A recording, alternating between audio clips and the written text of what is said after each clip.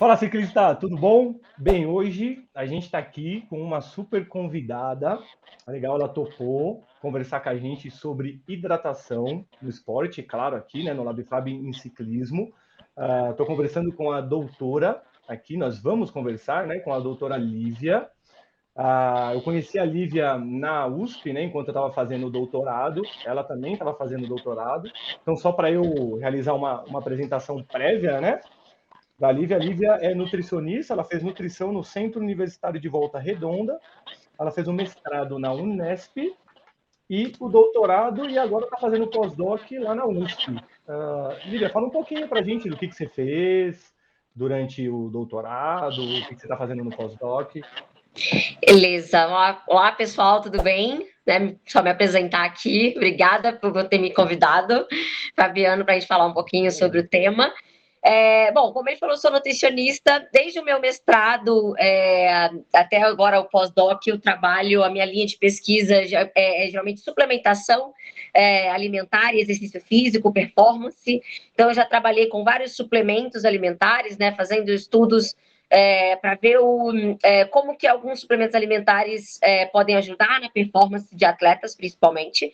E durante os últimos 7 anos, né, o doutorado e o pós-doc, eu tenho me dedicado a estudar a beta-alanina, que é um dos suplementos que realmente melhoram a performance, né, muito bem em alguns atletas, né, alguns atletas de ciclismo, inclusive, né, então eu estudo bastante, né, o metabolismo da carnosina e da beta-alanina em humanos. Aliás, foi isso que você injetou no meu corpo no seu doutorado, né? Quando fez a biópsia, Exatamente. né? Exatamente, que no doutorado a gente estava querendo entender se a insulina, né, poderia ajudar na captação de betalanina pelo músculo, né, e aumentar o conteúdo de betalanina pelo músculo. E aí a gente fez, né, todo um procedimento padrão ouro, né, injetamos a betalanina, a insulina nos nossos voluntários, o Fabiano foi um deles, e foi muito legal. Né? O resultado foi que não, a insulina não interfere, né, na captação de beta-alanina, caso alguém tenha dúvida, né? Mas foi um experimento muito legal, muito bacana. Foi bem Ótimo. interessante. Legal. E aqui, como foi muita coincidência, né? Aliás, eu estar na série, né, falando sobre termorregulação, e aí eu estava falando sobre agora, a gente vem conversando, né, no LabFab sobre calor, como o calor prejudica o desempenho. Tudo aí na hora eu vi que você estava falando alguma coisa sobre protocolos de hidratação. Vai também dar um curso, né, Uhum. sobre. Eu falei, nossa, vai ser sensacional, então, ter a Lívia falando sobre hidratação no LabFab, calhou certinho. E aí, aproveitando, eu queria que você falasse um pouco desse curso, né, para o pessoal. Então, pessoal, fiquem atentos ao curso que a Lívia vai dar sobre Lívia. Fique à vontade também, por favor. Bom, esse curso que eu vou fazer vai ser um curso gravado, né? Então todo mundo pode comprar e assistir quando achar melhor, né? Mas eu tive o insight de fazer esse curso porque eu dou bastante aulas, né, de suplementação no esporte em pós-graduação e eu sinto muita ainda o pessoal tem muita dificuldade de entender os protocolos de hidratação, principalmente no esporte, né? Então qual que é o melhor protocolo? Como que faz a hidratação? Tanto para atletas como para pessoas fisicamente ativas, quanto que tem que ser, Uhum. né? Como que eu tenho que beber água antes, durante, depois. E aí eu sinto muita necessidade, né, dos profissionais de saúde, principalmente nutricionistas, médicos, né, em escolher o melhor protocolo, né, entender quais são os protocolos. E aí veio a ideia de eu fazer esse curso, porque as pessoas, né, nos cursos de pós-graduação, as pessoas falam muito de suplementos, falam muito sobre os macronutrientes, né, proteína, carboidrato, que obviamente é muito importante, mas a gente sente falta, né, de falar mais sobre hidratação, sobre os protocolos de hidratação, e aí veio a ideia de fazer esse curso, e eu acredito que logo no início de dezembro, no máximo, ele já vai estar disponível para o pessoal. Vai ficar bem legal. Mas já vamos dar um spoiler aqui e falar para a gente, né? Porque o indivíduo, ele que pratica, óbvio, exercício físico, ele vai ter uma sudorese muito maior, né? Do que um indivíduo que está, por exemplo, parado, inativo. Sim. E isso for feito num ambiente quente, ele vai ter uma perda de líquido também maior. Explica, pessoal, qual que é a importância dele hidratar, né? Qual que é a importância de hidratar-se de maneira correta? Bom, é importante a gente pensar, né, que fazer a hidratação, principalmente durante o exercício, né, que é principalmente a principal dificuldade das pessoas, né, como que eu preciso me hidratar durante o exercício, né, mas o principal objetivo é evitar a desidratação. Então, a gente se hidrata durante o exercício exatamente para evitar que o atleta se desidrate, né, e por que que a gente precisa, né, o nutricionista, o médico, se preocupar com essa questão da hidratação para o atleta não se desidratar?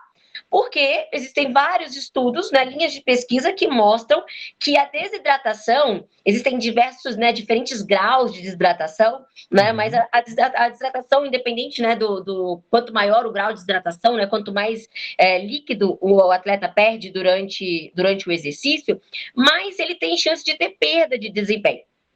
Né? Então, a importância, né, quando a gente fala de atleta, a gente lembra, obviamente, a gente quer melhorar o desempenho, a gente quer evitar ao máximo que esse atleta perca o desempenho. Né? Então, uma das estratégias é evitar que ele desidrate. Né? Então, a gente faz a hidratação.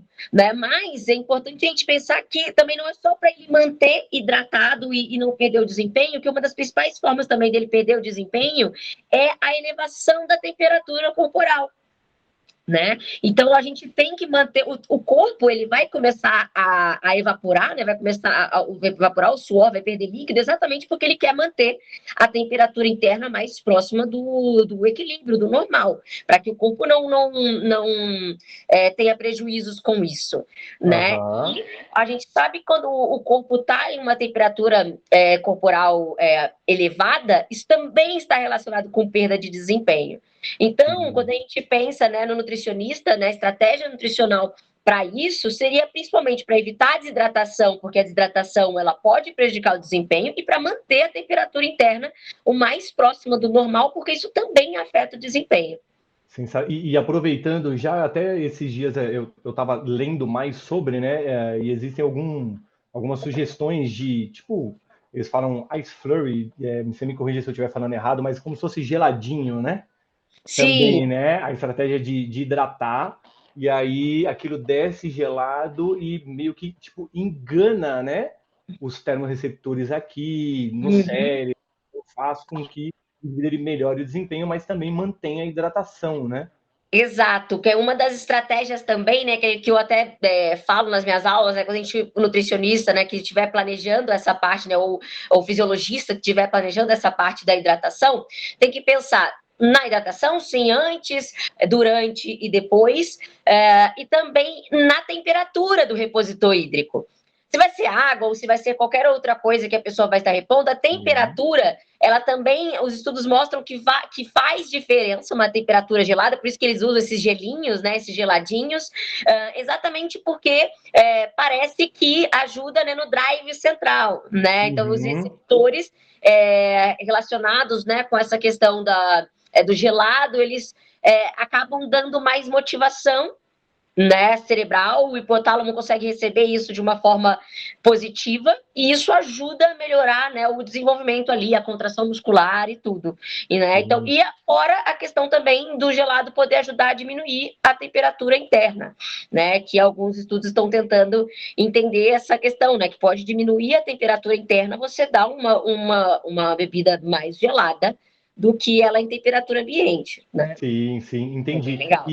E assim, como que a gente pode fazer para compreender a quantidade de líquido que está sendo, eu posso falar, perdida durante Sim, o perdida. exercício? Como que faz? Existe uma medida indireta para o indivíduo fazer?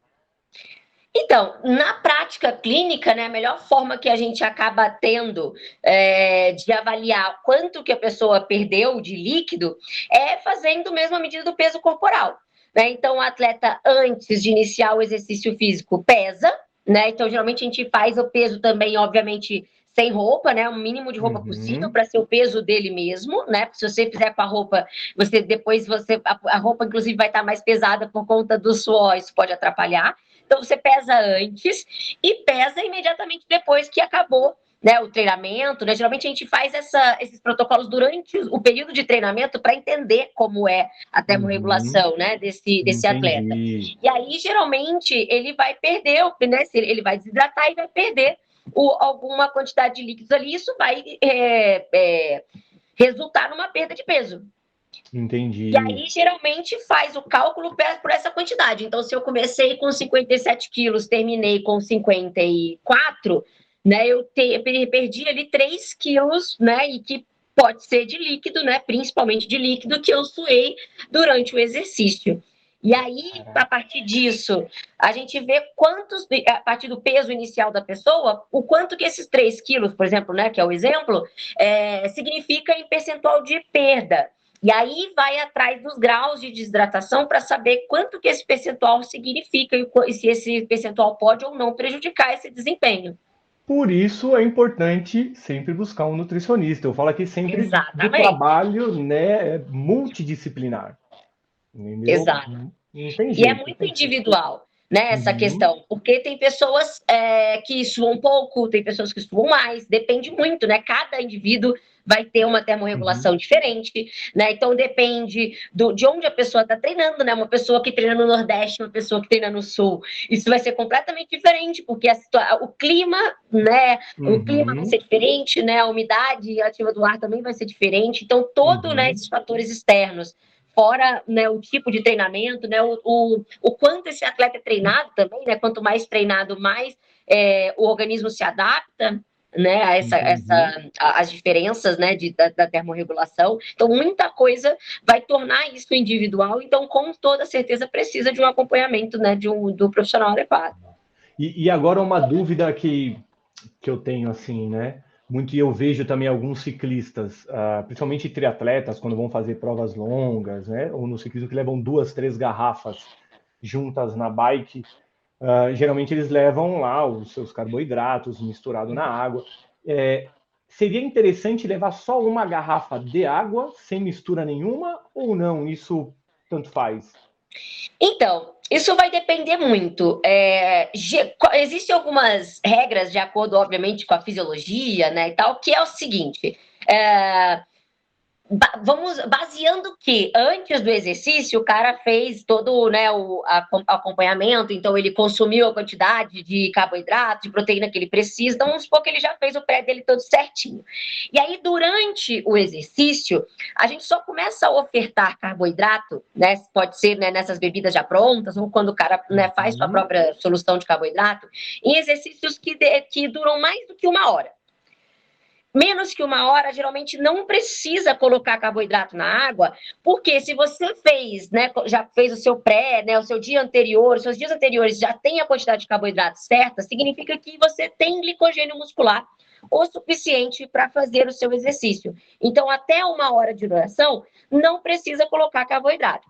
Depois de 1 hora, exercícios que passam de 1 hora, a gente começa a colocar. E aí a quantidade de carboidrato também vai depender do tipo de exercício, da intensidade, a quantidade de horas, que tem toda uma questão, né, por conta de distúrbio gastrointestinal, então não é só sair colocando carboidrato e sacudindo, né, porque isso pode dar distúrbio gastrointestinal, né, então, basicamente, até 1 hora de exercício, sendo que se a pessoa fez realmente o pré certinho, tá com a quantidade de carboidrato ideal, não precisa durante o exercício. A partir de 1 hora, a gente já coloca o carboidrato. Ótimo, legal. E assim, eu não vou ficar aqui, né, fazendo um monte de pergunta para você, eu vou deixar o pessoal curioso até também para fazer o seu curso, óbvio. A última curiosidade que eu tenho, eu acho que todo mundo aí também deve já ter escutado falar a respeito sobre o famoso 2 litros de água por dia, né? Exato. Da onde que surgiu isso, assim? Explica pra gente, Lívia.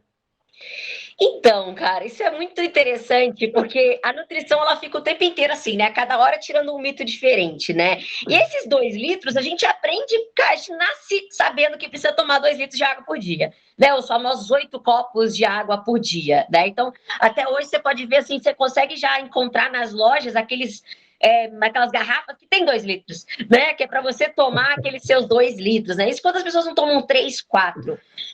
Na verdade, quando você vai olhar a literatura, não existe, né, nenhum consenso ou nenhuma regra na nutrição que todo mundo precisa de 2 litros. E não tem como existir isso mesmo. Pelos mesmos motivos que a gente estava falando dos atletas antes. Cada um tem uma termorregulação diferente, cada um vai ter uma condição diferente que vai necessitar de quantidade de água diferente, né? Então, isso vai depender, por exemplo, da própria composição corporal. Né? Então, dependendo da quantidade do peso, quantidade de gordura corporal, quantidade de massa magra, isso vai fazer com que as pessoas precisem de quantidades diferentes. E de onde saiu essa questão de ser 2 litros de água? Existem alguns estudos, né, meio tradicionais, mas eles são bem antigos, da década de 20, que eles fizeram, eram estudos assim, limitados, né? Quando você vai ler o estudo, eles não colocam detalhes dos métodos.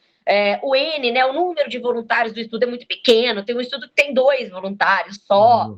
Então, assim, são estudos ainda muito precários, tudo bem, óbvio, né, dos anos 20, não significa que os caras fizeram errado, era o que eles tinham para a época, né, e isso, obviamente, contribuiu muito, porque é usado, inclusive, até hoje, né, então não significa que a gente esteja criticando o estudo deles, mas eles se basearam, né, tem um estudo que, inclusive, eles falam que mamíferos precisam, nem falam humanos só, mamíferos precisam, né, de colocar uma quantidade de água, geralmente de 1 ml de água para cada quilocaloria consumida. Então, se a gente pensa, por exemplo, que quando a gente pega qualquer garrafa de refrigerante, qualquer embalagem de alimento que a gente vai ver, o que a gente vê lá? Baseado numa dieta de 2.000 calorias. Né, que baseia que mais ou menos a média da população faz um consumo de 2.000 calorias. E aí, fazendo por essa regrinha desses estudos antigos, tem 2.000 ml, que seria 2 litros, para 2.000 calorias. Só que é difícil, né? Você não vai consumir 2.000 calorias todos os dias. Né? Existem outras regrinhas também, que vai por quilo de peso corporal. Então, por exemplo, seria mais ou menos 30 ml por quilo de peso corporal para cada quilo, né? 30 ml por quilo. Então, um cara de 70 quilos, que geralmente é onde se baseia também as embalagens, né? Uma pessoa de 70 quilos, se você multiplicar, vai dar 2 litros também. Então, geralmente é baseado nessa média da população. Mas, né, é aquilo que eu falei, não tem evidências de que realmente isso realmente é a quantidade para todo mundo. É muito escasso, né? Tem esses estudos, mas os estudos não evoluíram para poder achar, né, realmente, porque é muito difícil fazer isso, né? Porque varia muito entre os indivíduos, né? Mas o que a gente pode fazer como profissional? Usar esses estudos como guia, não como uma certeza absoluta que são 2 litros por dia, né? Ou, meu Deus, se eu não tomar 2 litros, eu estou desidratado, como um guia, e utilizar as outras estratégias que a gente tem como referências também que se correlacionam bem. Eu posso até, inclusive, deixar as referências aqui para você colocar para o pessoal ler, né? Que são, por exemplo, a gente tem uma tabela de cor da urina, todo mundo já deve ter visto essa tabela, né? Profissional aí da saúde que trabalha. Então, você usar essas regrinhas, né, de 30 ml, por exemplo, por quilo de peso, como um guia, para você ter uma noção de quanto que essa pessoa vai consumir. Então, por exemplo, se eu tenho 50 quilos e eu preciso, né, vezes 30, eu preciso de 1.500 ml só. Eu não preciso dos mesmos 2 litros que o cara de 70 quilos precisa. Então, já aí foge a regra dos 2 litros para todo mundo. E aí você usa como um guia, porque são essas referências que a gente tem, mesmo que sejam de estudos antigos, e utiliza essas regras, por exemplo, a cor da urina. Né? Quanto mais a urina tiver mais clara, significa que se correlaciona melhor com um melhor grau de hidratação, então você consegue correlacionar isso, e também até mesmo com as quantidades de vezes que a pessoa vai urinar. Tem os estudos mostrando uma correlação muito boa, né? Onde você pegar a quantidade de vezes que a pessoa vai, então se ela vai acima de 4 vezes e a urina está mais clara, se correlaciona bem com que ela está bem hidratada. E se ela tiver com a urina mais escura e ela vai menos que 4 vezes, ela pode estar menos hidratada. Então, você usa as regrinhas como guia e utiliza esses parâmetros da prática clínica para ajudar. Né? É óbvio que os melhores seriam o quê? Fazer exames bioquímicos para ver, né, como está a osmolaridade, mas isso, obviamente, que na prática clínica fica muito difícil, a gente não consegue fazer isso, é caro fazer isso. Então, a gente usa esses parâmetros que a gente tem, né, usa o máximo que a gente tem de parâmetros, né, dentro da prática clínica para tentar achar esse melhor grau de hidratação de cada indivíduo. Sensacional. Só deixou até eu mais curioso para fazer o curso também. Se a gente for parar, a gente fica aqui 2 horas, né? Porque também tem a questão, porque tem uma questão muito interessante, porque a gente fala de desidratação, a desidratação pode piorar o desempenho? Sim, mas o excesso de hidratação também. O excesso de hidratação pode ser não só prejudicial, mas como até mais perigoso do que a desidratação. Eu já soube de gente que morreu por excesso, né? Por beber muita água, né? Exatamente, porque dá a famosa hiponatremia, que é a redução da nossa concentração de sódio no sangue, né? Então a gente precisa de sódio, de potássio na quantidade certa para fazer as funções celulares. E quando a gente começa a beber muita água, achando que quanto mais hidratado melhor, a gente vai começar a desequilibrar, né, a nossa osmolaridade do nosso sangue, do nosso organismo, e existem sim pessoas que morrem, né? Então, quando a gente tem uma hiponatremia leve, os sintomas eles são dor de cabeça, acaba náusea, então são sintomas que pode ser tanta coisa que as pessoas acabam não relacionando isso com a hiponatremia, mas tem casos em que a pessoa pode ter uma convulsão, desmaiar ou até morrer por conta disso. Então é sério, aí tanto o excesso quanto a falta vai fazer mal. Então por isso que a gente precisa estudar como profissional para tentar achar o equilíbrio de cada atleta, né? Entendi. Então, mais uma vez, procurem um nutricionista junto com o seu treinador, um profissional de educação física, psicólogo, enfim, sempre tendo uma equipe multidisciplinar. E eu quero agradecer, né? Eu não vou estender, tomar mais o seu tempo ainda. Imagina! Tá? Mas aí, mais pra frente, acho que dá pra gente conversar sobre outras coisas também, que é sensacional, sensacional. A galera vai curtir muito. E eu quero te falar que depois eu vou fazer a caneca, né, do Lab Fab, com seu nome de citação aqui. Vou te entregar com o maior prazer. Quero muito, estou ansiosa esperando a minha caneca. Trazer conhecimento aqui para a galera e para mim também, né? Que eu não sou da área da nutrição. Então eu muito também aprendo muito com isso. Obrigado, viu, Lívia? Imagina, eu que agradeço. Estamos aí para outro bate-papo que você quiser. Fechou. Tamo junto. Até a próxima, galera. Tchau, pessoal.